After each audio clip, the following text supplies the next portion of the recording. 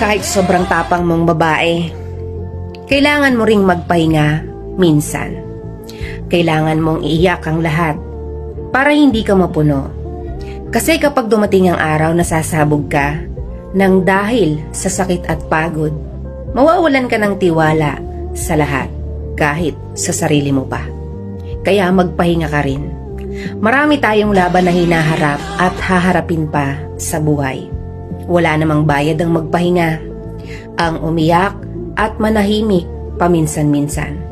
Matapang ka, oo naman, pero hindi sa lahat ng oras dala-dala mo ang pagiging matapang mo. Dahil tulad ng isang makina, nasisira at kailangan din ng tamang pahinga.